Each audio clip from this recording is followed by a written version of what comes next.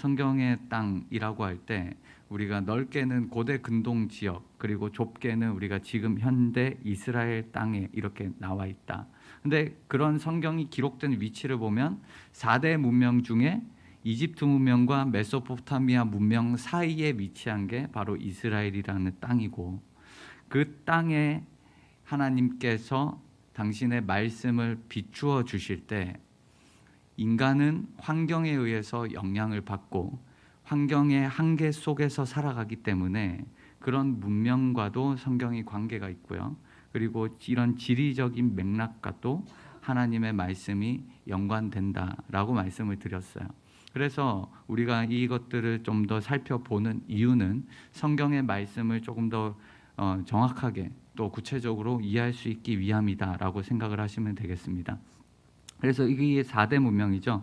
이 4대 문명 가운데 이 메소포타미아 문명과 이집트 문명 사이에, 여기 이 땅에 이제 이스라엘이 위치해 있습니다.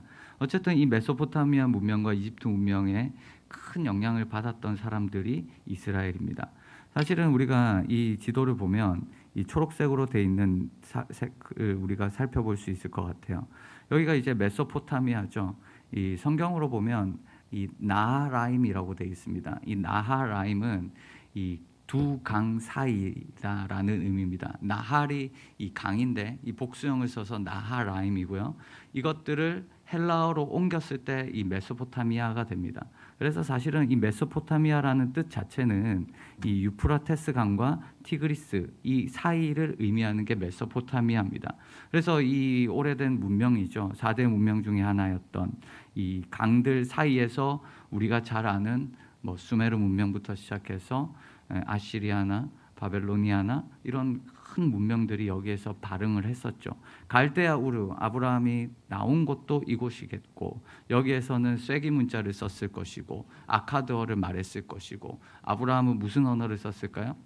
히브리어가 아니라 사실은 아람어입니다. 아카드어를 썼을 가능성이 굉장히 많고, 그런 아브라함이 이 지역으로 이동을 했고, 이 팔레스타인 지역에서, 이스라엘 지역에서 가나안 토착민들과 섞여 살아가게 되면서 히브리어라는 언어가 이제 발전되기 시작했고, 알파벳이 나오고 뭐 이런 얘기들이 있죠. 여기에는 이제 나일강이 있습니다.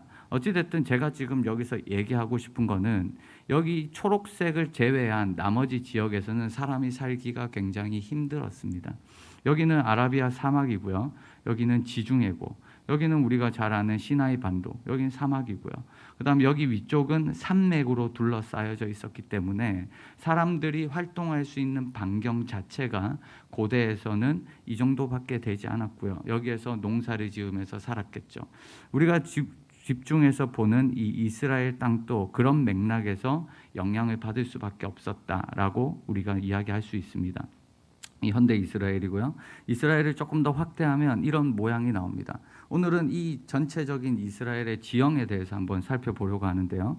이스라엘은 우리가 말씀드렸듯이 굉장히 작은 나라입니다. 한반도의 10분의 1이고 남한, 우리나라만으로 따지면 5분의 1밖에 되지 않고요. 우리나라의 이 강원도 혹은 경상도만한 나라가 바로 이스라엘입니다. 남북이 450km. 그러니까 여기 우리가 단에서 브엘세바까지라고 할 때는 이 단이라는 지역이 헐몬산 이 지역을 얘기하고요. 브엘세바는 사실은 한 요 정도에 있는 지역입니다. 그런데 지금 제가 말하는 이 450km는 이 홍해 있는, 지금에 있는 홍해가 있는 이곳까지를 얘기합니다. 그래서 여기까지가 한 450km고요. 동서가 이제 115, 80, 60. 짧은 구간은 60km밖에 되지 않아요. 조금 중간 정도는 80km. 그러니까 1시간 정도면 충분히 동서를 갈 수 있는 거리입니다. 이렇게 작은 땅이지만 제가 한 달 전에 굉장히 다양한 지형을 가지고 있다라고 말씀을 드렸어요. 그래서 거기에 대한 영상이 하나 있는데 한 달 전에도 보셨는데요. 요건 한번 더 보시면 좋을 것 같아서 준비를 했습니다. 한번 영상을 한번 보시죠.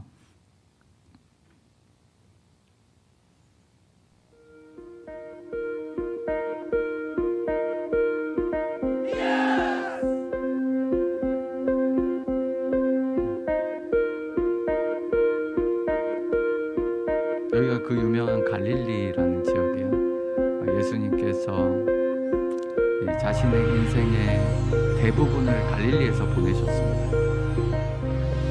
우리 가버나움, 고라신, 벳세다, 때마다 예수님께 책망받은 곳이기도 하고, 또 베드로를 만났던 곳이고, 또 베드로에게 내 어린 양을 치라라고 말씀하셨던 곳, 너가 나를 사랑하느냐라고 물으셨던 곳, 그게 이제 전부 다 이제 갈릴리에 기록되어 있죠. 예수님께서 가르치실 때도 이제 산상수훈, 우리가 잘 아는 심령이 가난한 자, 이 이스라엘의 최북단입니다. 헐몬산이 있고요. 그 산 위로는 레바논이 지금 존재하고 있죠.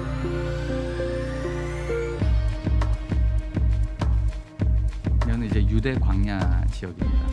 이제 여기는 네게브라는, 이 우리나라 성경에 보면 네겝, 남방 이렇게 번역되어 있는 곳입니다. 네게브라는 지역에서 이스라엘 백성들이 이제 38년 동안 이 광야 생활을 했다, 이렇게 볼 수 있는 곳이기도 합니다. 굉장히 척박한 곳이고요. 저게 저렇게 보여도 가까이서 보면 굉장히 돌 덩어리입니다. 공사판의 흙 같은 곳. 이거는 예수님께서 예루살렘과 여리고 사이를 지나가실 때 이용했던 그런 길목 중에 하나다라고 생각을 하시면 됩니다. 또 이제 유대 광야인데요. 이 유대 광야를 거쳐야만 예루살렘과 여리고를 갈 수가 있습니다. 우리가 사마리아인의 비유 보면 강도를 만나죠. 이런 강도들은 유대 광야에서 흔하게 볼 수 있는 이런 사람들이었습니다. 이런 광야 속에서도 이제 물이 있어요. 그래서 그 물을 마시면서 예수님께서도 제자들과 또 예수님이 걸어가셨을 겁니다. 여기는 이제 네게브라는 지역이고요.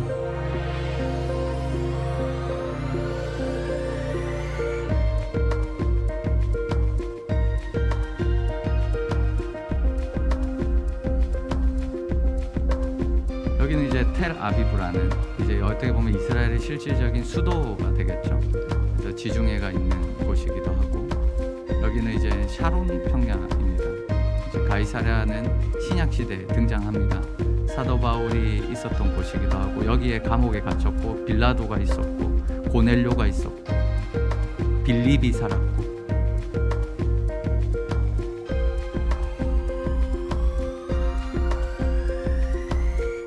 이제 전 세계에서 이제 사해, 이스라엘과 요르단에만 있죠. 저게 이제 소금이다라고 말씀드렸었어요.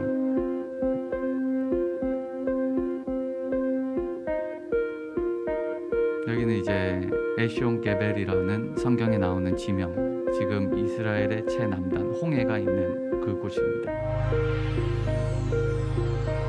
이 지역도 우리가 나중에 살펴볼 건데요. 이 우리나라 성경에는 평지라고 번역됐던, 이제 다윗과 골리앗이 싸웠던 곳, 법궤가 있었던 곳, 그런 이제 아주 중요한 장소, 성경에서 굉장히 많이 나오지만 우리에게는 조금 낯선 느낌이 있는 곳이 바로 이 셰펠라라는 지역입니다. 이거는 이즈르엘 골짜기라는 곳인데, 우리가 나봇의 포도원이 있었던 곳이기도 하고, 이스라엘에서 가장 비옥한 곳이기도 하죠. 우리가 이제 오늘 나사렛이라는 지역이고, 예수님께서 이제 자라셨던 곳이죠.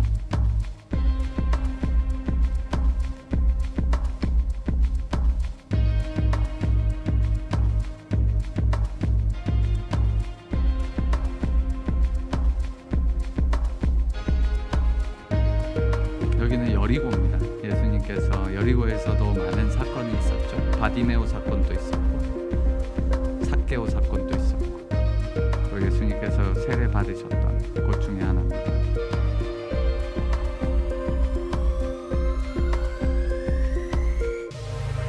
지금 또 이제 세겜이라는 지역에 이 그리심산이 있는데요. 이 그리심산 에발산, 이스라엘 백성들이 축복과 저주를 했던 그곳에 사마리아 사람들이 지금 또 살고 있다.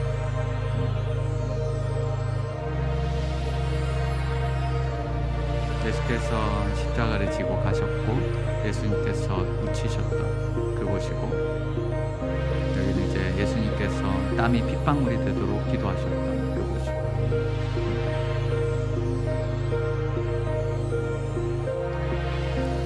이렇게 이제 이스라엘이라는 모습을 잠깐 봤는데, 우리가 잠깐 봐도 이게 작은 땅인데도 불구하고 굉장히 다양한 지형이 있다라는 것을 우리가 알 수가 있습니다. 왜 이렇게 다양한 지형을 가지고 있을까, 이런 생각들을 가지는데요. 그런 모습은 이유가 있는데, 첫 번째는 이제 고도차 때문입니다. 이 고도차, 그리고 두 번째는 강수량, 세 번째는 계절, 네 번째는 지질입니다. 이 모든 것들을 우리가 조금 더 이해를 하면 이스라엘 땅이라는 곳을 우리가 구분을 지을 수가 있고요. 그 구분을 짓는 데서 오는 특별한 지형이 주는 특징이 있습니다. 그런 특징을 따라서 성경에 많은 사건들이 일어났다는 것을 우리가 이해할 수가 있습니다. 그래서 이런 다양한 지형에 대해서 우리가 원인을 한번 살펴보려고 하는데요. 일단 첫 번째로 가장 중요한 것은 고도차입니다. 고도차. 이 고도차는 뭐냐면 이 이스라엘이라는 나라가 지금 여기가 동서예요. 동서. 이렇게 단면도를 그린 겁니다. 지금 우리가 동서는 굉장히 짧잖아요. 1시간이면 갈 수 있는 거리인데 그 짧은 구간 안에 고도가 어느 정도까지 바뀌냐면 여기 있는 지중해가 있는 여기는 고도가 0입니다. 해수면이 0이겠죠. 근데 이게 여기가 0인데 이 고도가 계속 올라가요. 고도가 계속 올라가다가 여기는 예루살렘입니다. 예루살렘 같은 경우는 고도가 평균 800m입니다. 해발 800m예요. 그러니까 이 구간이 차로 30분 정도만 가면 되는데 800m 차이가 납니다. 거기다가 여기서 이제 예루살렘이 한 요 정도에 있는데 여기서 이까지 사해까지 이 사이까지 급격하게 고도가 떨어집니다. 여기 고도가 몇이냐? 마이너스 430입니다. 사해는 지금 계속 줄어들고 있어서 마이너스 440까지도 볼 수 있는데 어쨌든 해저 400까지 떨어져요. 이 구간이 불과 15분이면 갈 수 있는 거리입니다. 근데 이제 800m에서 마이너스 400m까지 내려가니까 고도차가 몇 정도 되죠? 고도 차이가? 네, 1200 정도죠. 큰 어려운 질문은 아니었잖아요. 그죠? 1200 정도 되는 이 질문. 어쨌든 이 1200m 되는데 그래서 여러분 비행기 타시면 귀가 먹먹한 거 느끼는 것처럼 이 예루살렘에서 사해를 갈 때 차를 타고 가면 이 기분이 납니다. 귀가 먹먹해져요. 그 고도가 급격하게 바뀌기 때문입니다. 여기서 사해인데 여기서 갑자기 또 올라갑니다. 이제 여기는 이제 요르단이 있는 지역인데요. 여기는 고도가 더 높아요. 이제 1000m, 해발 거의 1000m 정도까지 올라갑니다. 그러니까 이런 고도차로 인해서 생기는 변화가 뭐냐면 바로 강수량입니다. 강수량. 이런 고도차로 인해서 우리가 이제 지형의 구분들, 우리가 부산 같은 지역도 딱 보면 제가 이제 그 우성 아파트 거기에 사는데 거기에 살 때마다 느끼는 게 어떤 느낌이냐면 딱 베들레헴 같은 느낌이에요. 이 베들레헴은 정말 산악지대거든요. 고바이에 있잖아요. 우성 아파트도. 이 산악지대가 왔다 갔다 하잖아요. 베들레헴이 그래요. 베들레헴은 딱 고도 900m에 있습니다. 900m에서 길을 가면 평평한 평지가 거의 없어요. 가다가 내려가고 올라가고 내려가고 올라가고. 그래서 차를 타고 가면 길이 굉장히 좁고 험하기 때문에 좀 무서운 느낌이 들 정도로. 근데 이제 딱 저희가 여기 사는 데가 딱 그렇더라고요. 여기 살면서 늘 이제 이스라엘을 자꾸 생각나게 만드는데 어쨌든 그런 이제 고도의 변화로 인해서 이런 지형의 변화가 있지만 다 이런 변화들 때문에 뭐가 바뀌냐면 강수량이 바뀌어요. 이 강수량이 굉장히 중요한데요. 자, 아까 우리가 여기 고도 보면 여기 쭉 올라갔다가 내려간다 했죠. 강수량이 뭐냐면 무조건 이스라엘에서는 비구름이 어디서 올까요? 서쪽에서 와요. 예수님 또 묻잖아요. 무조건 서쪽에서 옵니다. 동쪽에서는 아라비아 사막이 있기 때문에 동쪽에서는 비구름이 올 수가 없어요. 서쪽에서 비구름이 오는데 이런 비구름이 여기에서 올라가면서 고도가 올라가면 올라갈수록 이 팬 현상이 나오죠. 이 팬 현상으로 인해서 이 0.5도씩 이 100m 상승할 때마다 온도가 내려갑니다. 그러다 보니까 위로 올라가면 올라갈수록 이 온도는 올라가고 그다음에 고온 건조한 바람이 나오면서 비가 안 와요. 쉽게 생각하면 그냥 못 올라간다. 비구름이 못 올라간다. 이렇게 생각하면 됩니다. 그래서 여기가 딱 기준점이에요. 기준점이라서 여기가 예루살렘인데 이 예루살렘부터 시작해서 이 딱 서쪽과 동쪽이 다릅니다. 예루살렘에 딱 올라가서 서쪽을 바라보면 굉장히 풍요로운 산악지대입니다. 산이 많고요. 나무가 많고요. 흡사 우리나라 정도는 아니지만 어쨌든 나무가 굉장히 많아요. 근데 딱 동쪽을 바라보면 광야입니다. 그 기준점에 있어요. 그래서 급격하게 바뀌는 모습을 봅니다. 여기는 왜 사막이 될까요? 왜 광야가 될까요? 비가 안 오니까. 그래서 이 예루살렘을 기준으로 동쪽은 광야가 되는 겁니다. 이 지역은. 사해와 산악지대 사이에는 광야가 형성되어 있습니다. 이런 형성도 강수량 그리고 고도차의 변화다라는 것들을 이해하면 좋을 것 같아요. 이스라엘은 비가 많이 올까라는 생각을 가지죠. 이스라엘은 생각보다 강수량이 꽤 높습니다. 예루살렘 같은 경우는 거의 강수량이 한 평균 800mm 정도 오고요. 그다음에 북쪽으로 올라가면 갈수록 강수량이 더 많아요. 그래서 이스라엘의 지도를 이렇게 딱 그으면 이 북서쪽으로 갈수록 강수량이 높고요. 그다음에 남동쪽으로 갈수록 강수량이 낮아집니다. 남동쪽으로 갈수록 이 동쪽에서 오는 바람의 영향, 뜨거운 바람의 사막 기후의 영향을 많이 받고요. 위로 가면 갈수록 지중해 기후를 많이 받기 때문에 그렇습니다. 그래서 이런 비 차이 때문에 또 작은 지형인데도 불구하고 사막이 펼쳐져 있고 어떤 순간에는 이 나무가 형성돼 있고 이런 다양한 지형들이 짧게 변하는 거죠. 거기다가 계절의 영향이 또 큽니다. 여러분, 계절이라고 하면 이스라엘은 우기와 건기밖에 없습니다. 우리나라처럼 뭐 겨울도 비가 오고 여름도 비가 오고 봄, 가을 다 비가 오는 게 아니라 비가 오는 시즌이 있어요. 그리고 비가 아예 오지 않는 시즌이 있습니다. 그거를 보통 6개월 나눌 수가 있는데 이 우기 시즌은 언제냐면 이 9, 10월부터 시작해서 3월 정도까지가 우기 시즌이에요. 특별히 지금 여러분들 2월이 내일 되면 2월이잖아요. 1월부터 2월, 12월, 1월, 2월은 굉장히 비가 많이 오는 시즌입니다. 이때 굉장히 많이 비가 오는 우기의 가장 절정기고요. 3월달, 4월달이 넘어가면서 비가 안 와요. 그리고 건기 때가 되면 비가 절대 오지 않습니다. 비가 절대 오지 않는데 작년에 제가 비를 맞았습니다. 비를 맞으면서 제가 그때 팀들을 안내하고 있었거든요. 그때가 5월, 6월이었어요. 비가 갑자기 많이 오는 거예요. 그래서 그때 이제 버스 운전하는 아저씨가 그 아저씨는 뭐 4, 50년 여기서 사신 분이니까 물어봤죠. 왜 비가 오냐? 그러니까 그 아저씨가 뭐라는지 아세요? 날씨가 미친 것 같다. 이렇게 하더라고요. 그러니까 굉장히 드문 일이에요. 있을 수 없는, 요새 환경 변화가 많이 일어나서 그런 건데 어쨌든 건기 때는 비가 오지 않습니다. 이런 비가 오지 않는 시즌 때문에 지형과 분위기 전체가 완전히 바뀌어요. 완전히 바뀝니다. 그래서 이 비 오는 시즌에 비가 오는 게 굉장히 중요합니다. 그래서 신명기 11장에 이런 표현이 있죠. 여호와께서 이른 비와 늦은 비를 적당한 때에 내리실 때 그리고 너희가 곡식과 포도주와 기름을 얻는다. 여기 보면 베나타티 내가 준다. 뭘 주냐? 메탈 에레츠캠 너희의 땅에다가 비를 주는데 베이토예요. 그때 나의 때에 하나님의 때에 비를 준다는 거예요. 우리는 알죠. 그러나 이 우기 때도 비가 안 오면 이스라엘 백성들은 먹고 살기가 힘듭니다. 그래서 베이토 하나님의 때에 비를 주는데 하나님이 주시는 거예요. 뭐예요? 이른 비 요레와 말코시와 늦은 비를 하나님께서 주신다. 그래야 너희가 곡식과 포도주와 기름을 얻을 것이다. 그러니까 너희의 목숨이 하나님한테 있다라는 것을 여기서 보여주는 거죠. 이 우기와 건기가 여러분들 어느 정도로 다르냐면 이게 제가 우기 때 찍은 겁니다. 한번 보실래요?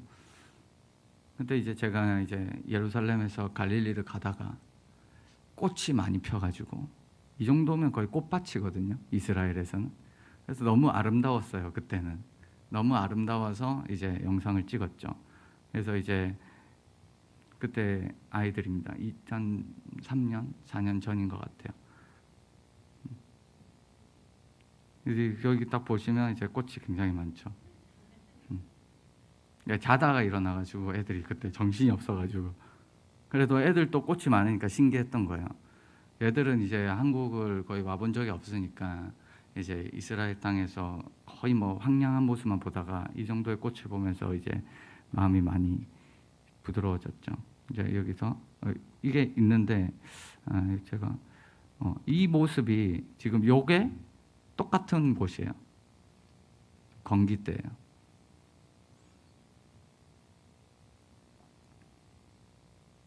분위기가 많이 바뀌죠.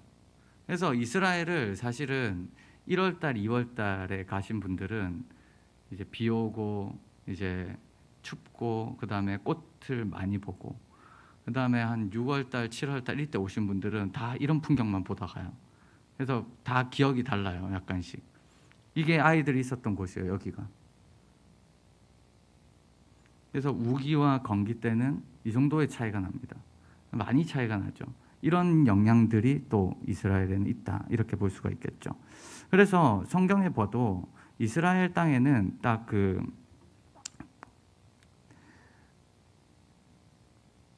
계절이 두 개예요. 뭐와 있냐면 우기와 건기. 그게 무슨 말이냐면 여름과 겨울밖에 없어요. 성경에서 말하는 이스라엘은 여름과 겨울입니다. 그게 뭐로 표현돼요? 신음과 거둠, 그리고 추위와 더위, 그리고 여름과 겨울, 다 똑같은 말입니다. 그러니까 이 여름과 겨울, 겨울에는 비가 오고 여름에는 비가 오지 않고 이렇게 표현이 다르게 돼 있는 거죠. 우리나라랑 반대예요. 우리나라는 여름이 굉장히 비가 많이 오잖아요. 장마철이고. 그래서 이제 이스라엘은 완전히 반대거든요. 여름에는 절대 꽃이 피지 않고, 이스라엘은 그 여름에는 절대 비가 오지 않는데 한국은 다르잖아요. 그런 것들이 조금 다른데 어쨌든 성경도 그렇게 표현하고 있습니다. 우리는 그러나 봄과 가을이 지금은 좀 계절이 바뀌면서 간이 계절로 잠깐 있지만 짧은 시즌이다. 그래서 이런 이스라엘에서는 이런 비를 따라서 농사가 발전되기 시작하는데, 이 농사가 언제 지어지냐면 당연히 비가 오는 시즌에 지어지겠죠. 땅이 부드러우니까. 그래서 이제 9월달, 10월달, 11월, 12월, 1월, 2월, 3월, 4월 요까지가 이 가장 농사를 짓는 시즌입니다. 그래서 이때 이제 밀이 나고 보리가 나고 이제 다양한 것들이 나다가 여기서부터는 이제 건기에 들어갑니다. 드라이 시즌에 들어가는 순간 여기서부터 아무것도 나지 않다가 처음으로 나는 게 뭐냐면 포도입니다. 7월달, 8월달. 그래서 극심한 여름에 우리의 마음을 시원케 하는 게 포도주로 등장을 하죠. 그래서 포도가 등장을 하고, 그리고 9월달쯤부터 이제 올리브를 추수하고 무화과를 추수하고 석류를 추수하고 뭐 이런 계절이 있습니다. 그래서 이 계절 캘린더라고, 이거는 이제 클래식 히브리어에서 나오는 이제 중세 시대, 중세가 아니라 이제 고전 히브리어에서의 굉장히 중요한 토판인데, 여기 계절 캘린더에 보면 이스라엘 백성들이 그 당시에 어떻게 농사를 지었는가가 나와요. 근데 이 농사의 첫 시작이 9월로 나옵니다. 이게 무슨 말이냐면 새해가 9월, 10월부터 시즌이 시작된다라는 거죠. 우리는 1월부터 시작하지만 이스라엘은 9월, 10월부터 시작됩니다. 그렇게 이제 첫 달이 시작되고 이렇게 진행을 하는 거죠. 사실 여러분들이 성경을 보시다 보면 좀 헷갈리는 부분이 많이 있습니다. 왜냐하면 이 니산월, 여러분 기억나세요? 니산월 6월절, 이때는 언제냐면 3, 4월이에요. 출애굽기에 보면 이 달을 첫 달로 삼고 있습니다. 근데 여러분 계절 캘린더나 그 다음에 이 성경의 또 다른 모습을 보면 9월달, 10월달을 첫 달로 삼고 있거든요. 사실은 성경이 어려운 책이에요. 성경 안에는 달력이 2가지 이상이 존재합니다. 사실은 그 존재하고 그런 거는 시대적 배경을 따라서 우리가 좀 살펴볼 수 있는데, 그거는 뭐 번예의 얘기고요. 어쨌든 이런 날씨 때문에 다양한 것들이 발생하고, 또 한 가지는 지질입니다. 그러니까 지질이라고 하면 토양입니다. 그러니까 토양이 어떤 토양이냐에 따라서 이 모습이 또 완전히 바뀌어요. 자, 이스라엘 땅의 70%는 석회암입니다. 석회물이 나오는 거죠. 그래서 올리브를 먹고 레몬을 먹어서 석회를 뺀다, 이런 얘기가 있는데 어쨌든 석회암입니다. 근데 이 석회암 중에서도 딱딱한 아주 단단한 석회암이 있고요. 그 다음에 한 중간 정도, 그리고 부드러운 석회암, 이렇게 종류가 나눠져요. 이런 종류가 나눠지는 것 때문에 굉장히 이스라엘의 지형이 변하는데요. 자, 예를 들면 여기 세노마니안이라고 하는 굉장히 딱딱한 석회암입니다. 이 딱딱한 석회암은 예루살렘, 베들레헴, 헤브론, 세겜, 딱 중앙산악지대에 있는 거거든요. 이 중앙산악지대를 가면 그래서 모습이 어떠냐면, 지금 제가 V자를 그려놨잖아요. 굉장히 골짜기가 깊습니다. 풍화가 잘 되기 어렵겠죠. 비바람이 불고 오랜 세월이 지나도 딱딱하기 때문에 풍화가 잘 되기 어려웠고, 그런 풍화가 잘 되지 않는 것들로 인해서 땅들이 파이게 되면 굉장히 날카롭게 파입니다. 날카롭게. 베들레헴 같은 경우도 날카롭고 굴곡지고 굉장히 이제 이 뭐라고 해야 돼, 깊이 들어갔다가 나오고 이런 모습이 나오는 거예요. 그리고 이런 딱딱한 이런 예루살렘의 건축이고. 근데 여기 보세요. 여기는 이 석회암 중에서 좀 부드러운 석회암이거든요. 이런 부드러운 석회암, 중간 석회암이 여긴 섞여 있습니다.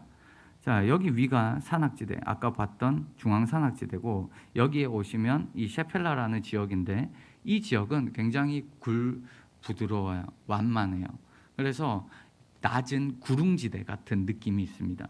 그래서 이제 이 낮은 구릉지대 같은 느낌이 있는데, 여기는 뭐 이런 것들도 나고, 그다음 나리층도 나고, 부실도도 나고, 이런 물석회암도 나고. 지금 여기 보시면 이 성경에서는 골짜기라고 할 때는 산과 산 사이를 얘기하거든요. 근데 산과 산 사이를 얘기할 때 이 골짜기가 우리가 생각할 때는 굉장히 가파른, 우리가 생각하는 계곡 같은 이런 골짜기를 생각하게 되죠. 그러나 그건 지역마다 다른 거예요. 베들레헴에서의 골짜기, 예루살렘에서의 골짜기는 우리가 생각하는 그런 가파른 골짜기가 맞습니다. 그러나 셰펠라 같은 지역에서 엘라 골짜기, 소렉 골짜기, 뭐 이런 라기스 골짜기, 이런 골짜기는 성경에 다양한 사건들이 많이 일어났는데 그런 골짜기는 그냥 우리가 볼 때는 아주 평범한 평지 같아요. 이런 평범한 평지 속에서 이 골짜기라고 부릅니다. 여러분, 다윗과 골리앗이 싸웠던 골짜기가 무슨 골짜기죠? 여기 적혀 있어요. 다윗과 골리앗이 싸웠던 골짜기가 무슨 골짜기일까요? 네, 두 글자입니다. 엘라 골짜기. 어려웠나요? 엘라 골짜기인데 이 엘라 골짜기가 이런 곳이에요. 우리가 생각할 때는 굉장히 이렇게 험한 데서 싸웠다 싶지만 굉장히 이제 평한 평지에서 싸웠다. 우리나라의 농촌 같은 곳에서 싸웠다. 이렇게 생각하시면 돼요. 이런 것들 좀 그냥 지나가고, 그 다음에 예수님께서 사셨던 갈릴리 지역. 갈릴리 지역은 석회암이 아니라 현무암입니다. 이 갈릴리 지역에서 이 쿠웨이트라라는 지역에서 이 화산 폭발이 있었거든요. 그런 화산 폭발로 인해서 갈릴리 전역이 현무암으로 덮여 있어요. 그 현무암은 무슨 색이죠? 검은색이거든요. 우리나라 딱 제주도 같아요. 제주도랑 거의 똑같아요. 여러분, 우리가 그 겨자, 여러분 겨자씨만한 믿음 이런 거, 겨자 이런 얘기 많이 하시죠. 겨자는 유채꽃의 일종이에요. 유채화 아시죠? 제주도 가면 유채화가 엄청 많이 펴 있잖아요. 제주도 가면 이쁘다 유채꽃 보러 가고 그러잖아요. 제주도 가지 마시고 갈릴리로 오시면 돼요. 거기에 보면 이 유채꽃 계열의 겨자가 꽉 펴 있습니다. 그래서 이 갈릴리는 진짜 흡사 제주도 같아요. 분지기도 하고 용천수가 나고 따뜻하고, 그 다음에 현무암이 있고, 그 다음에 겨자가 있고. 그래서 이 예수님이 사셨던 가버나움, 벳세다, 고라신 뭐 이런 다양한 지역들을 예수님께서 거니시고 제자들과 가르치시고 이런 내용을 할 때는 다 이런 검은색 집으로 지어져 있었다. 그러니까 집의 풍경 자체가 다른 거겠죠. 그런 모습들이 있습니다.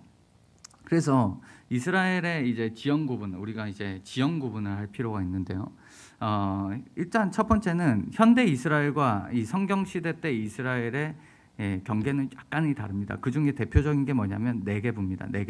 네게브 아까 말씀드렸듯이 남방, 뭐 건조한 이런 뜻을 갖고 있고, 한글 성경에는 네게브 남방 이렇게 번역돼 있죠. 네게브는 지역이 어디냐면 지금 현대 이스라엘에서는 여기 사해 밑에서부터 이 지역 전체를 네게브라고 부릅니다. 네게브라고 불러요. 그러나 성경 시대 때는 이 지역을 네게브라고 부르지 않아요. 넓은 의미에서 네게브라고 부를 수 있지만 성경 시대 때는 어디까지를 네게브라고 부르냐면 한 요 정도. 여기만 네게브라고 불러요. 여기만. 그래서 아브라함이 네게브로 갔어요. 아브라함이 남방으로 갔어요. 어디로 간 거예요? 여기로 간 거예요. 그러니까 우리가 이제 이런 것들을 이제 배울수록 성경을 읽을 때 훨씬 더 쉽게 다가올 수 있을 것입니다. 이거를 확대하면 이렇게 됩니다. 여기를 성경 시대 때 네게브다라고 부를 수 있는데 여기에 무슨 도시가 있냐면 브엘세바가 있어요. 여러분 브엘세바 아시죠? 아브라함이 거의 이곳에서 진을 쳤고 이곳에서 거의 마지막 생을 보냅니다. 그 다음에 여기에 보면 아라드가 있고요. 여기에 보시면 그랄이 있습니다. 그랄. 그래서 이 세 개가 메인인데 이 지역이 네게브입니다. 이 네게브 같은 모습은 아까 이런 모습이에요. 굉장히 황량한 곳이고 척박한 곳이기도 하고, 토양 자체는 로에스라는 토양을 쓰고 황토예요. 우리나라 말로 하면 황토고. 그리고 이제 이런 게 네게브의 모습입니다. 굉장히 황량한 곳이죠. 이런 황량한 곳. 그래서 성서 시대 때는 지금 여기 보시면 제가 아까 단에서 브엘세바까지다라고 말씀드렸을 때 이 지역이 네게브이기 때문에 이 밑으로는 사람이 살 수가 없습니다. 자, 브엘세바는 사람이 살 수 있는 최소 강수량이 옵니다. 그 최소 강수량이 50mm예요. 200mm예요. 200mm. 최소 강수량 1년에 200mm. 그래서 이 밑으로 가면 100mm, 50mm, 30mm까지 점점점 내려갑니다. 그러다 보니까 그때는 언제냐면 지금 아브라함 얘기를 하면 우리가 4,000년 전이거든요. 청동기 시대입니다. 그다음 다윗 시대 때를 얘기하면 3,000년 전입니다. 그때는 철기 시대입니다. 그 어간에는 사람들이 물을 갖고 올 수 있는 기술이 없습니다. 무조건 비로만 살아갈 수밖에 없는데 비의 강수량에 따라서 사람들이 살아가는 거죠. 유목민 같은 경우는 또 달라요. 여러분 아말렉 같은 경우가 대표적으로 나오는데 아말렉은 대표적인 유목민입니다.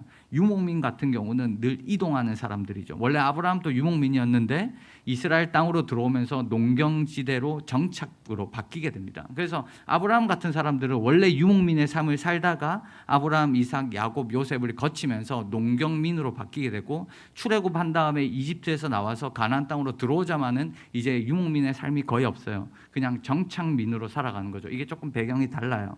그런데 여기에서 아브라함, 이삭, 야곱을 얘기할 때는 여러분들 여기에 브엘세바 이 지역 밑으로는 사람이 살 수 없기 때문에 유목민, 완벽한 유목민 아니면 사람이 살지 않습니다. 그래서 경계가 이런 이 왕정 시대에 들어가서도 경계가 어디까지밖에 되지 않냐면 브엘세바까지밖에 되지 않아요. 브엘세바 밑으로는 사람이 살 수 있다 없다? 없는 거예요.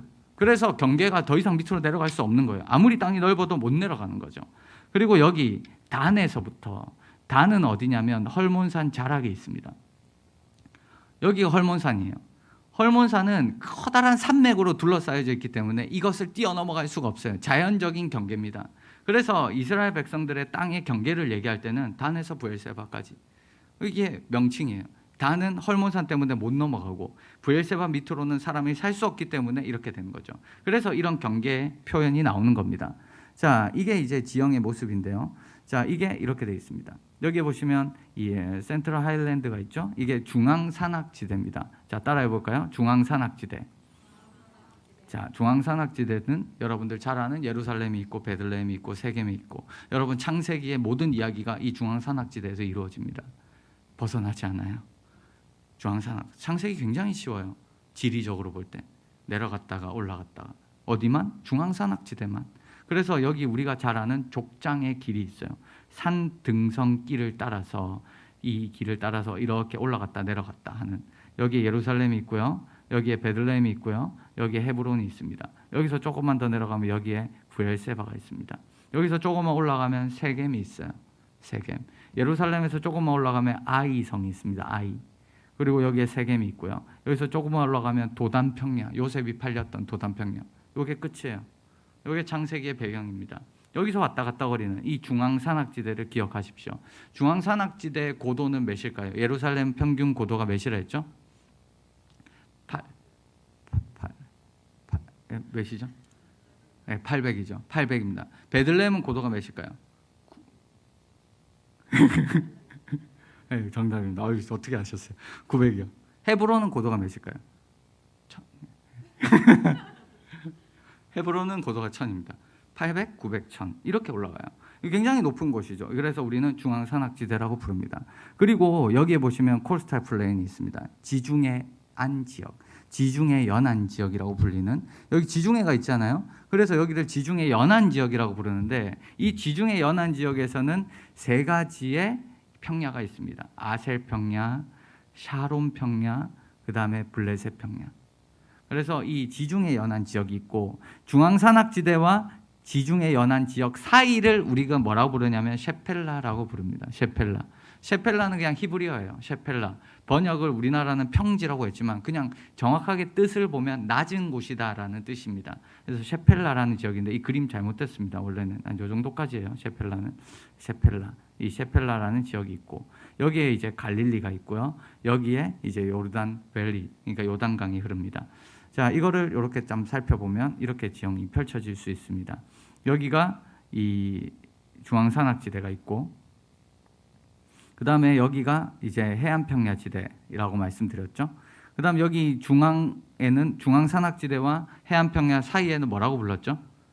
예, 셰펠라예요. 셰펠라. 이 셰펠라. 셰펠라에는 5개의 골짜기가 있는데 그거는 나중에 하고요. 그 다음 여기 유다 산지, 그 다음 여기 사마리아 산지. 중앙산악지대를 두 군데로 분리한다면 사마리아 산지와 유다 산지가 있습니다.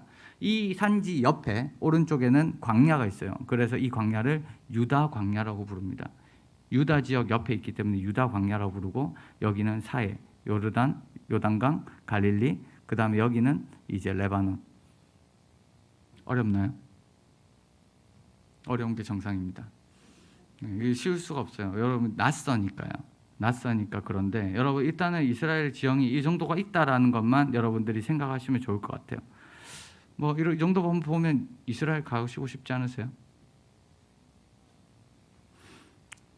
이스라엘 저랑 만약에 가시잖아요. 저는 시험 봐요.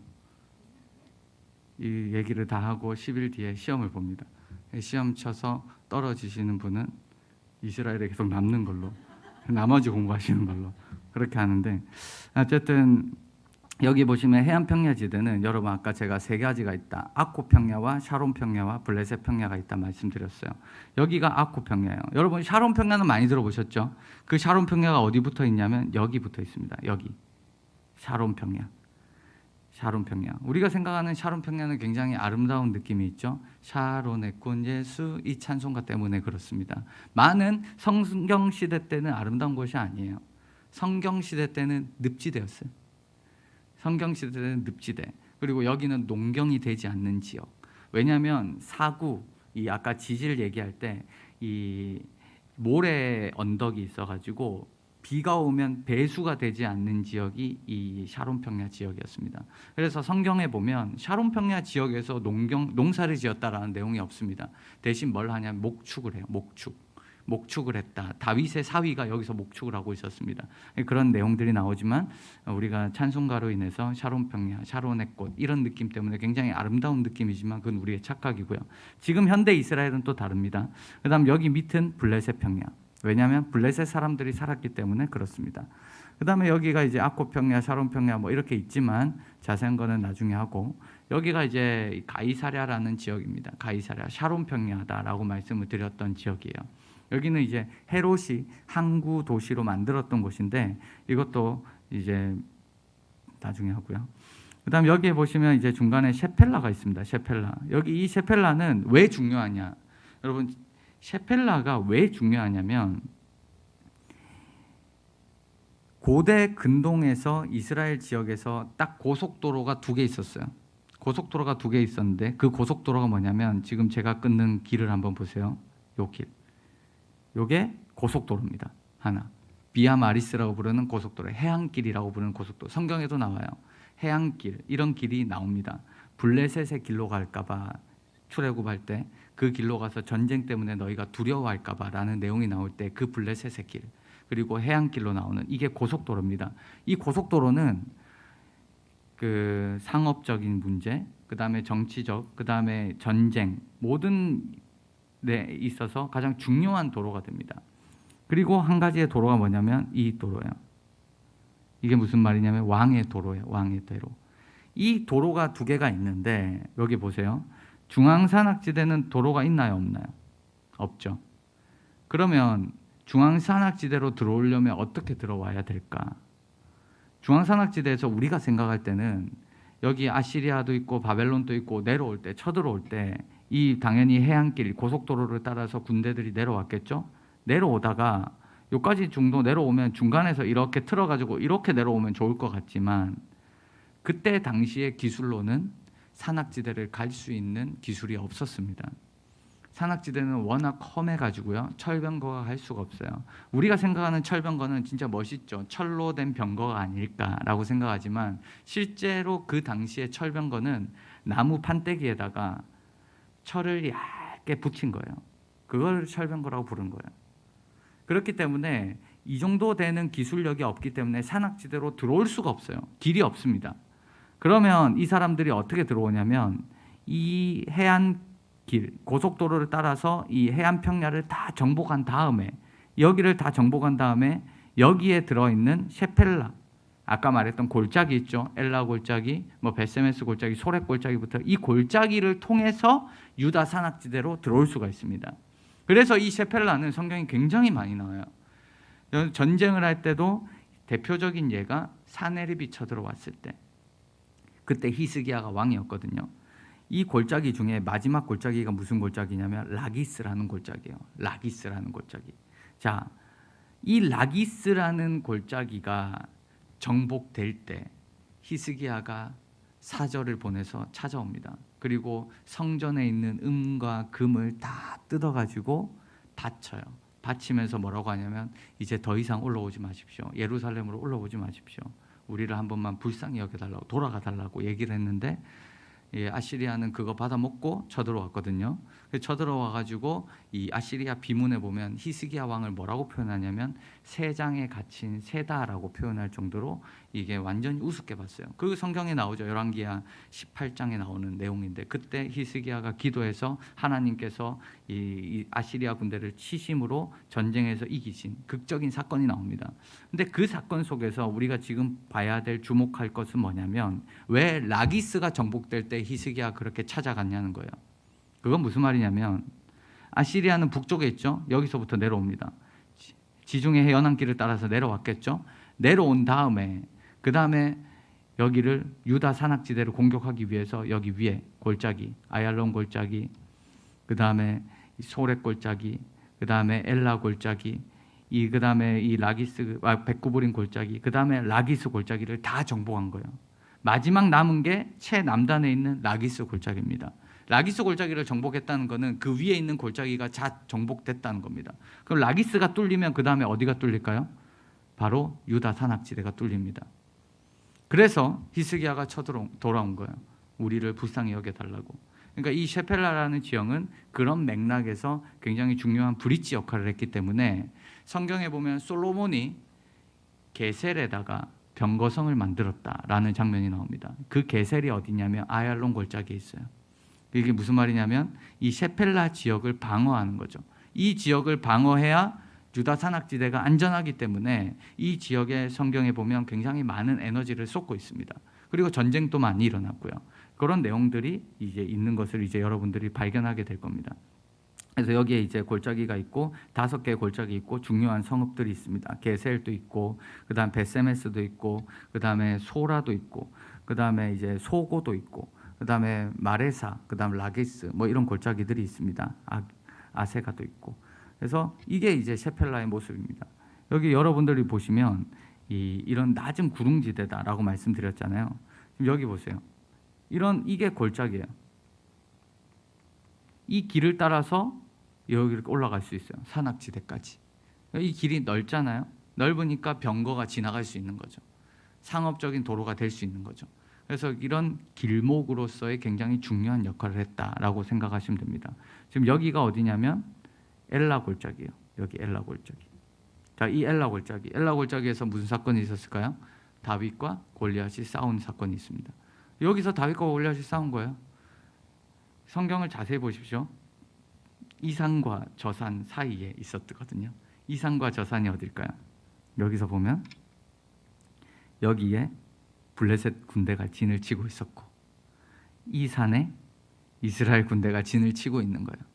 그리고 골리앗이 여기 중간에 나와가지고 소리치는 거죠. 도발을 하는 거죠. 그때 그 도발을 듣다가 참지 못해서 나간 사람이 다윗이었고, 그래서 다윗이 여기 나가서 이렇게 얘기했던 장면이 나옵니다. 그래서 여기서 싸운 거예요. 자, 여기는 이제 소렛 골짜기, 삼손이 뛰어놀았던 곳. 삼손이 여기에서 이제 여인을 사랑하기도 하고 들릴라를 만나고 이제 화가 나서 결혼하다가 파토가 나가지고 여우 잡아가지고 여우 꼬리에 불 붙이는 사건도 시작되고, 여기에서 이제 죽은 사자를 만나서 여기서 꿀을 얻는 이런 내용들이 다 여기서 일어나는 겁니다. 그러니까 우리가 이 지역을 딱 보면 삼손의 이야기가 다시 보여요. 삼손이 걸어갔을 때, 그리고 들릴라 여인을 만났을 때, 블레셋과 잔치를 벌였을 때, 왜 거기서 잔치에서 화가 나가지고 수수께끼 때문에 화가 나서 여우의 꼬리를 잡아서 불살랐는지, 그리고 불살랐을 때 얼마나 타격을 많이 입었을 건지, 뭐 이런 다양한 내용들이 이제 이미지가 떠오르는 거죠. 중앙산악지대. 이런 산악지대 같은 경우는 아까 말씀드렸듯이 딱딱한 석회암 때문에 골이 깊다라고 말씀드렸는데요. 그래서 이제 산악지대 같은 경우는 이제 이렇게 여기가 예루살렘이고요. 예루살렘은 좀 분위기가 많이 다릅니다. 여기는 이제 올리브산, 이제 감람산이라고 불리는 곳, 이게 골짜기가 있고 이런 다양한, 이제 유대 광야, 이런 광야 같은 지역들, 이런 광야 같은 곳에서는 굉장히 척박하죠. 이런 길. 그러나 그 안에 물이 있고, 그런 물들이 왜 생기는지는 다음 시간에 말씀드리고, 그 다음에 우리가 또 이런 것만 보지만 실제로 요단강, 여러분들 이 요단강의 물의 근원지가 있어요. 이스라엘이 굉장히 척박한 땅의 느낌이 들지만 실제로는 이스라엘도 굉장히 부드러운 곳이 있습니다. 그래서 이제 여기가 이제 이스라엘의 북쪽에 가면 물이 흐르는 곳이에요. 365일 우기 때나 건기 때나 이 정도의 물이 늘 흐르는 곳이 있습니다.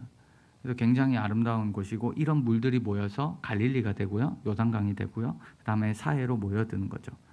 그래서 이런 연간 2억 4천만 톤의 물이 늘 나옵니다. 북쪽에서는. 그리고 이런 물들이 모여서 요단강, 여기는 이제 요르단 지역이고 여기는 이스라엘입니다.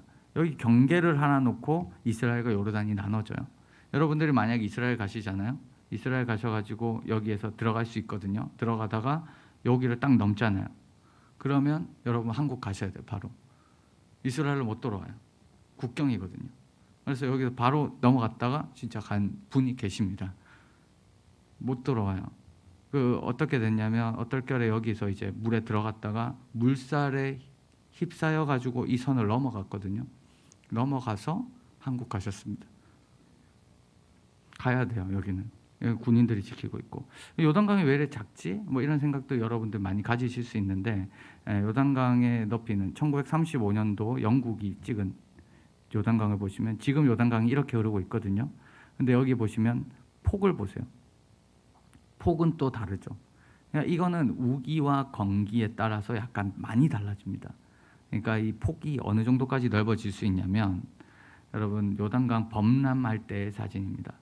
이 범람이 어느 정도냐면 이 1935년도인데 이게 요단강이 폭이 1km가 넘었어요.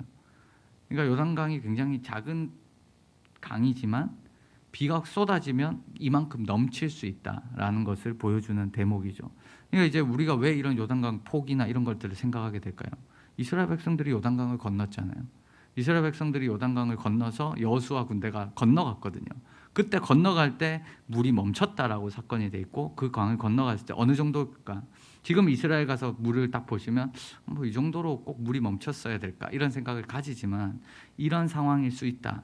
왜냐하면 여호수아 군대가 그 건넜던 시기가 언제냐면 모맥 거두는 시기입니다. 그 모맥 거두는 시기가 언제냐면 우기가 끝나는 바로 그 시점이에요. 그러니까 건기와 우기를 알면 우기 끝나는 그 시점이면 굉장히 비가 많이 왔을 거다라고 알 수가 있겠죠. 요단강은 지금 왜 이렇게 이제 깊어지냐면 이런 아프리카판과 아라비아판이 만나면서 생기는 거고, 사해 같은 경우는 고도가 아까 말씀드렸듯이 마이너스 430이라 했잖아요. 근데 여러분 사해가 여러분 여기 조그맣게 있는데 사해의 최고 수심은 몇 미터일까요? 최고 수심.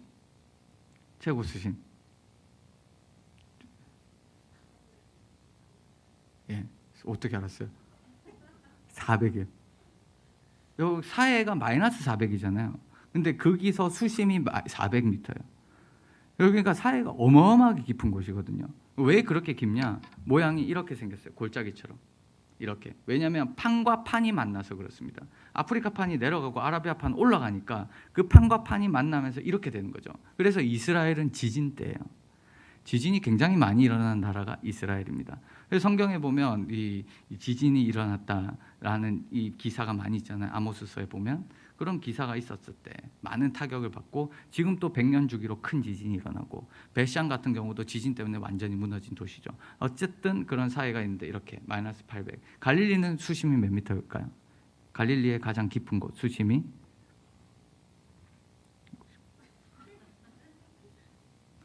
맞췄습니다.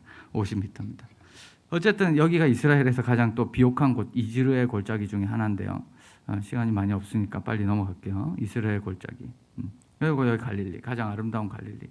또 여러분 제가 이제 이번에는 개간처럼 이렇게 빨리빨리 넘어가지만 이제 다음부터는 예를 들어서 갈릴리 지역을 쭉 살펴보고 예수님께서 어떻게 움직이셨는지, 그리고 우리가 갈릴리에서 어떤 걸 볼 수 있는지 이렇게 한 개씩 네게부 지역 할 거고요, 예루살렘 지역 하나 할 거고, 셰펠라 지역 하나 할 거고, 갈릴리 지역 뭐 이런 식으로 조금씩 넓혀가면서 한번 자세히 살펴볼 수 있는 시간이 있을 겁니다. 자, 그래서 이제 예수님 시대 때를 여러분들이 들어가 보시면 그냥 넘어갈게요. 이 베들레헴 같은 경우 예수님께서 탄생하셨을 때를 한번 생각을 해볼게요. 예수님께서 탄생하셨을 때 예수님은 어디서 태어나셨는가요? 예수님은 어디서 태어나셨죠? 베들레헴에서 태어나셨는데 여러분 우리가 흔히 예수님 태어나셨다 할 때 마구간이라는 표현을 많이 쓰죠.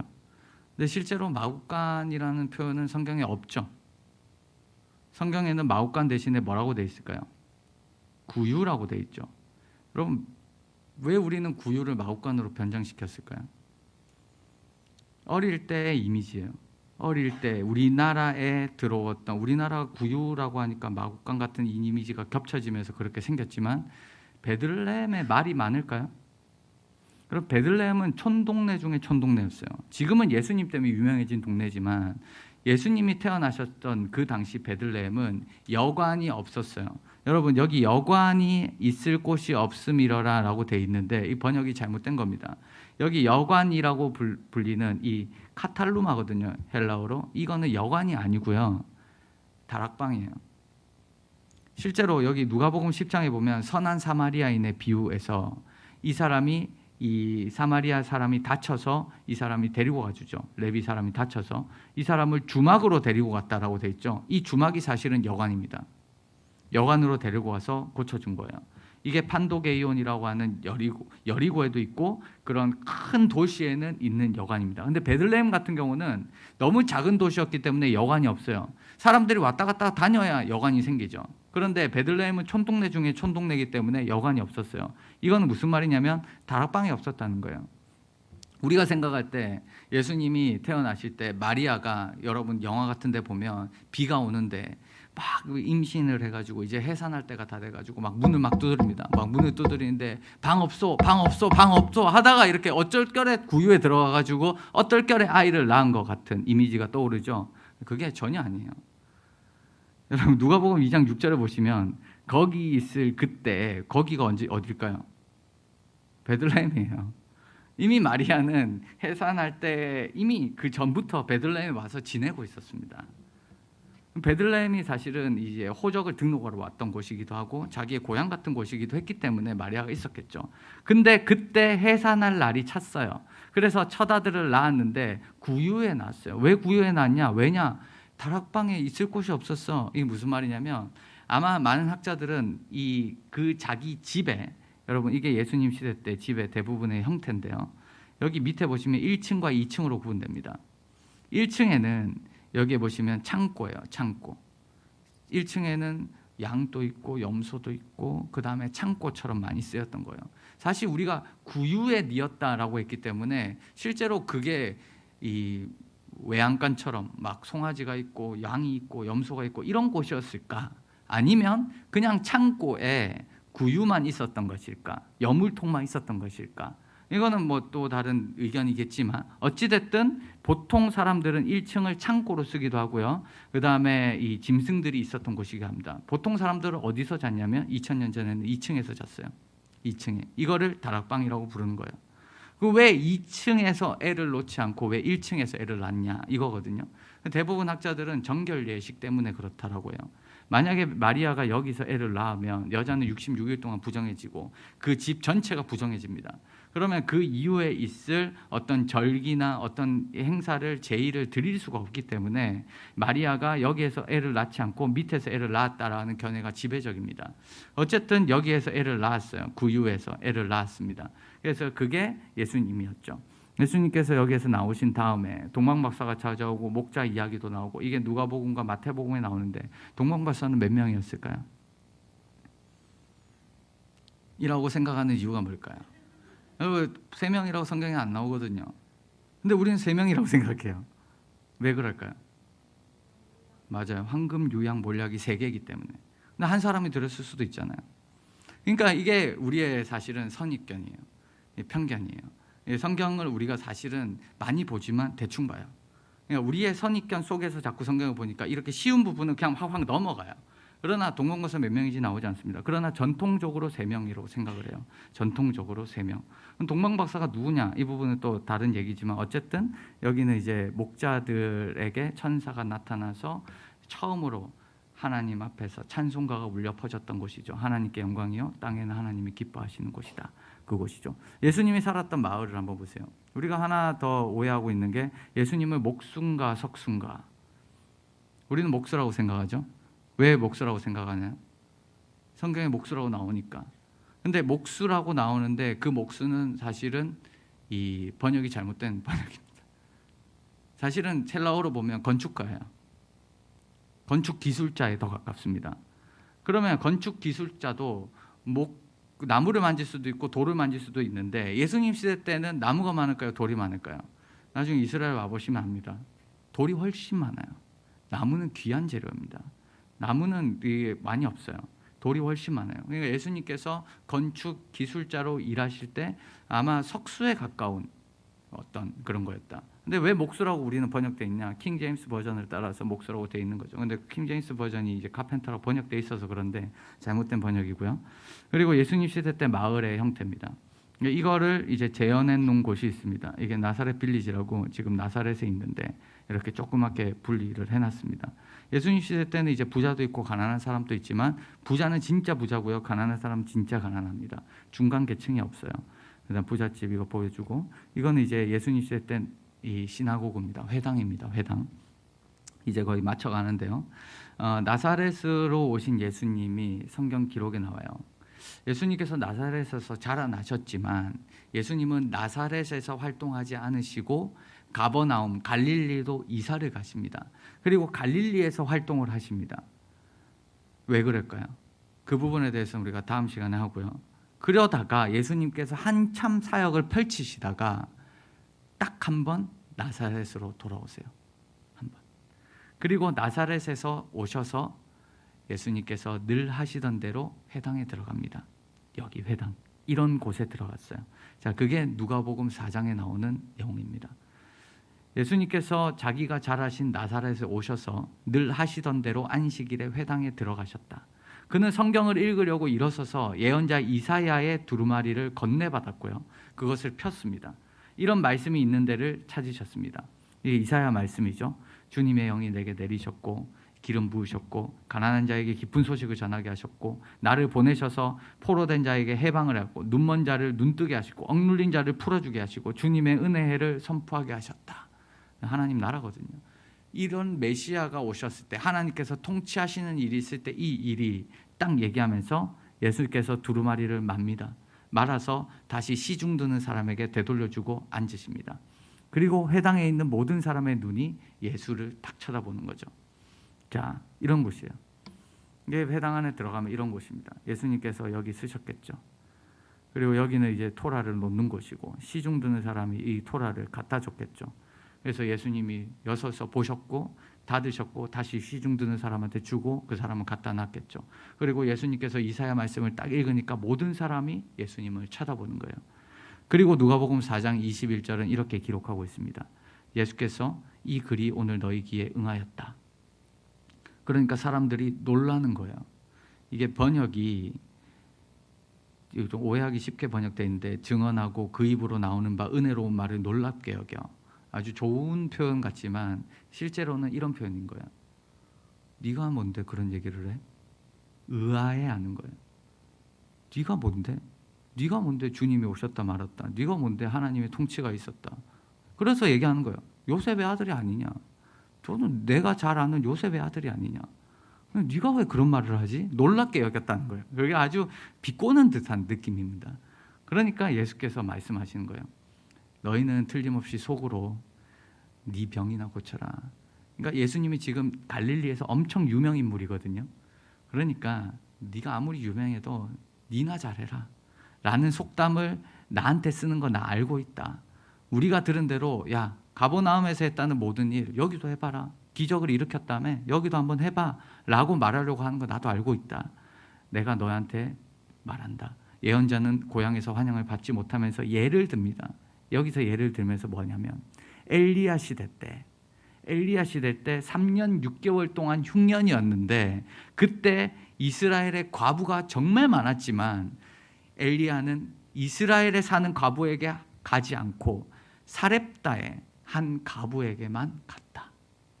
그게 무슨 말이에요? 이스라엘에 있는 사람들 중에 하나님께서 엘리야가 아무도 돌보지 않았고 이방 여인한테 갔다는 거예요. 그리고 엘리사 때 나병 환자가 이스라엘에 많았지 아무도 고침받지 못하고 오직 시리아 사람, 수리아 사람 나만만 고침받았다. 이 얘기를 딱 하는 거예요. 그게 네 얘기다. 너희들 그런 태도로 절대 고침 못 받고 기적도 모르겠고 하나님의 통치도 없다라는 것을 얘기를 한 거예요. 싸운 거예요. 쉽게 얘기하면. 그러면 이 사람들 기분 좋을 거야, 나쁠까요? 나쁘죠. 그래서 이 사람들이 예수님을 끌어다가 죽이려고 합니다. 그래서 회당에 있는 자들이 이것을 듣고 화가 났어요. 일어나 동네 밖으로, 나사렛 동네 밖으로 끌어가서 동네가 건설된 산 낭떠러지까지 끌고 갑니다. 이곳을 여기라고 이제 보통 보거든요. 이 나사렛 바로 앞에 있는 절벽산이라는 곳이에요. 낭떠러지입니다. 여기서 바로 보면 바로 낭떠러지입니다. 이 바로 뒤에는 나사렛이 있고요. 이 산에서 밀쳐서 떨어뜨리고자 할 때 예수께서 그들 사이로 가운데로 지나갔다라는 사건이 여기서 등장을 하는 거죠. 이런 모습들을 현장에서 바라보시면 좋지 않을까 혼자 소망해 봅니다. 그러다가 예수님께서 이거는 지나가고 마지막으로 우리가 요 얘기만 하고 마치겠습니다. 예수님께서 이제 공생의 사역을 시작하라고 이제 가나라는 곳을 가요. 가나가 어디냐면 여기입니다. 여기가 나사렛이거든요. 나사렛. 여기 가나요. 아주 가깝죠. 아주 바로 앞입니다. 나사렛과 가나는 차로 20분 혹은 30분 안쪽으로 무조건 갈 수 있는, 차가 막혀도 30분에 갈 수 있는 거리가 가나입니다. 그 가나에 가서 여기에 보시면 예수님께서 첫 표적을 일으킵니다. 그리고 여러분들 너무 잘 아는 말이에요. 결혼식, 그리고 어떤 마리아의 친척이었던 것 같고, 그 결혼식에서 이 물을 포도주로 바꿨던 이 사건을 말씀하시죠. 근데 11절에 보시면 예수께서 나타나신 이 표적이다라는 말을 쓰는데, 이 표적이라는 말과 기적이라는 말은 다르거든요. 표적이라는 말은 어떤 느낌이냐면 표지판 같은 느낌이에요. 표적을 보이셨다는 것은 자신이 그리스도다, 자신이 메시아다라는 것을 알리기 위한 의미로서의 뭔가 행동을 했다라는 거예요. 그러니까 지금 물이 포도주로 바뀌었던 이 사건은 단순한 물이 포도주로 바뀌었습니다, 이게 아니라 이 사건을 통해서 그들에게 내가 메시아야, 내가 그리스도야 라는 것들을 보여주었다는 거예요. 그럼 어떻게 보여줬나? 그게 어떻게 보여줬냐라는 게 잔치집의 포도주가 끊긴 사건으로 보여지죠. 그래서 우리가 저번 시간에도 말씀드렸지만 하나님 나라에 관한 이미지를 얘기할 때 잔치라는 이미지를 많이 씁니다. 잔치집의 포도주가 끊어졌어요. 그래서 잔치가 중단됐습니다. 중단된 것처럼 얼마나 인류가 깜깜하고 얼마나 비참한 존재인가, 하나님과 끊어졌는 존재인가. 그때 여기에 보시면 예수님이 초청돼요. 예수님이 초청돼서 여기에 뭐가 있냐면 유대인의 정결 예식을 따라 두세 통 드는 돌 항아리 6이 있어요. 이게 중요해요. 왜 돌 항아리가 있을까요? 돌 항아리는 정결 예식을 할 때 쓰는 겁니다. 그게 무슨 말이냐면 돌 항아리는 먹는 용도가 아니에요. 그러니까 여기에서 놔두는 거는 정결 예식을 쓰기 위한 거예요. 정결 예식이 뭘까요? 손 씻는다거나 어떤 이런 맥락입니다. 근데 여기에 있는 물을 포도주로 바꾼 거예요. 그러니까 굉장히 다른 의미가 있는 거죠. 보통 여기에 담지 않는데 왜 여기에 담겨져 있는 물을 포도주로 바꿨는가라는 거죠. 예수님은 여기에 보시면 유대인들은 이 하나님과의 끊어진 관계를 어떻게 해결하려고 했어요? 정결 예식, 어떤 율법을 지킴으로, 나의 행위로, 그래서 하나님과의 관계를 해결하려고 많은 노력을 했습니다. 그런데 포도주가 끊어졌어요. 그때 예수님께서 물을 포도주로 바꾸시면서 그 하인들이 들어가가지고 다시 그 포도주를 따라줄 때 사람들이 다 이런 얘기를 합니다. 그 포도주를 맛보니까 보통은 처음에 좋은 포도주를 주고 나중에는 나쁜 포도주를 주는데 어찌 이 집안은 처음보다 나중이 더 맛이 낫냐, 이런 표현을 씁니다. 느낌이 오세요? 처음에 이게 하나의 표적이라는 이미지 속에서 보세요. 잔치가 열렸는데 포도주가 없어요. 끊어졌어요. 그러니까 온 인류의 비참한 상태를 얘기합니다. 하나님과 잔치를 벌여줘야 되는데 얼마나 인간이 타락한 이후 하나님과 끊어지고 하나님의 통치를 받지 못해서 비참한 존재가 되었는가.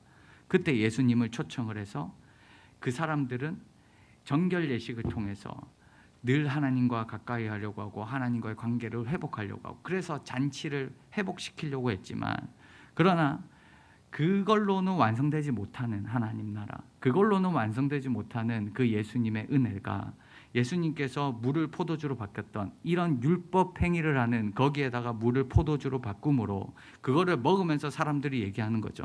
이렇게 좋은 포도주를 지금까지 숨겨두었냐 라고 얘기하면서 그만큼 최고의 포도주라는 것들을 얘기하는 겁니다. 그래서 유대인들은 율법을 통해서 자신들이 행할 수 있다라고 생각했지만, 율법을 지킴으로 구원받을 수 있다고 생각했지만, 예수님은 이 사건을 통해서 뭘 보여주냐면 율법으로 할 수 있는 게 아니야. 율법으로 할 수 있는 게 아니야. 아무리 정결하게 씻고 싶지만 유대인들의 한계를 보여주고 인간의 한계를 보여줍니다. 그러면서 예수님이 어떤 존재인가, 나를 통해서 맛보게 될 포도주, 나를 통해서 맛보게 될 그 잔치가 어떠한지를 보여주는 사건이 바로 이 물을 포도주로 바꾼 사건입니다. 그래서 이 표적은 우리 가운데도 굉장히 많은 시사점을 주죠. 우리가 예수 그리스도를 믿었고 그 예수 그리스도를 믿음으로 말미암아서 하나님 나라를 누리고 하나님 나라의 그 은혜 가운데 우리가 거할 수 있다는, 그래서 아버지를 우리가 하나님을 아버지라고 부를 수 있고 아빠라고도 부를 수 있고 언제든지 우리가 예수 그리스도를 통해서 기도할 수 있는 이런 많은 사건들이 우리가 이 사건을 통해서 우리가 볼 수 있을 것 같습니다. 우리가 지금까지 이제 시간이 조금 많이 흘렀는데요. 이스라엘이라는 그 전체적인 개관을 했었고요. 그래서 우리가 이런 것들을 통해서 성경을 조금 더 이제 깊이 있게 볼 수 있는 그런 눈들을 좀 키웠으면 좋겠다라는 생각이 있습니다. 어쨌든 오늘은 개관이지만 조금 더 나사렛 그리고 예수 그리스도 그리고 예수께서 행하신 그런 일들과 조금 초점을 맞춰서 한번 생각을 해보았습니다. 예수님께서 우리를 위해 십자가에 달리시고 그리고 그 십자가를 의지해서 우리가 하나님 앞에 나갈 수 있고, 유대인들은 누리지 못했지만 하나님께서 주시는 그 잔치를 우리가 누릴 수 있는 존재가 됐고, 그래서 하나님의 통치를 받을 수 있는 그런 존재가 바로 저와 여러분들이라는 사실을 여러분 꼭 기억하시기를 바랍니다. 그래서 그 은혜를 여러분 누리시는 것은 특권이에요. 우리가 잘나서 누리는 게 아닙니다. 내가 잘나서 하나님의 은혜를 누리는 그게 아니고, 내가 교회 잘 나와서 그게 아니고, 그냥 하나님의 값없는 은혜인 것 같아요. 하나님께서 예수 그리스도를 통해서 우리에게 주시는 그 은혜, 우리가 힘들고 어려울 때 하나님 앞에 기도할 수 있고 하나님 앞에 찬송할 수 있고 그 찬양을 통해서 하나님을 경험할 수 있고, 그래서 이번에는 우리가 예수 그리스도의 그 은혜를 우리가 좀 기억하시면서요, 우리가